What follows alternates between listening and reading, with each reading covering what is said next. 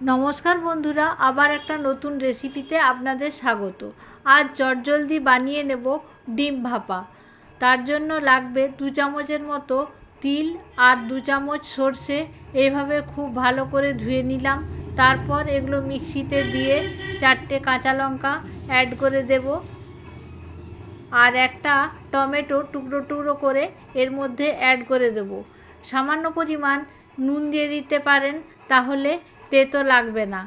আর ডিমের খোসাগুলো এদিকে ছাড়িয়ে নিচ্ছি, খুব হালকা হাতে ছাড়িয়ে নিলাম।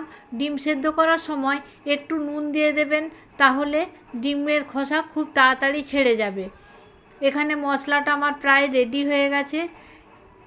এখানে পরিমাণ মতো নুন, হলুদের গুঁড়ো, লঙ্কার গুঁড়ো এবং অল্প পরিমাণে কাশ্মীরি লঙ্কা গুঁড়ো এর মধ্যে অ্যাড করে দিলাম। তারপর এতে একটু জল ঢেলে নিয়ে চামচে করে মশলাটা গুলে নেব। তারপর ডিমগুলো এইভাবে কেটে নেব। এখানে ডিমগুলো আমার প্রায় কাটা হয়েই গেছে।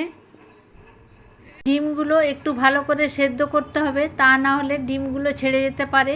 এবার বক্সে খুব সুন্দরভাবে সাজিয়ে নিচ্ছি আর গুলে রাখা মশলাটা এভাবে ঢেলে দিলাম। তারপর এতে পরিমাণ মতো সর্ষের তেল অ্যাড করে দিলাম। তারপর 4-6টা মতো কাঁচা লঙ্কা এইভাবে সুন্দর করে সাজিয়ে নিচ্ছি।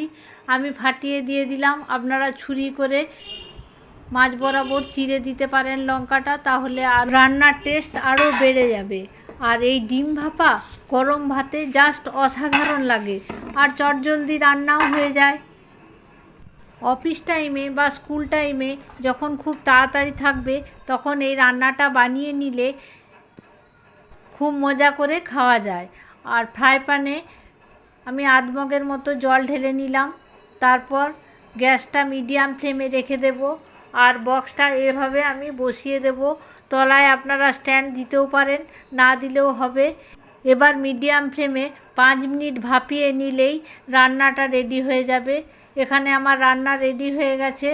খুব গরম, তাই একটা টাওয়াল দিয়ে ঢাকনাটা আমি খুলে নিলাম। এবার গরম ভাতে সার্ভ করার পালা।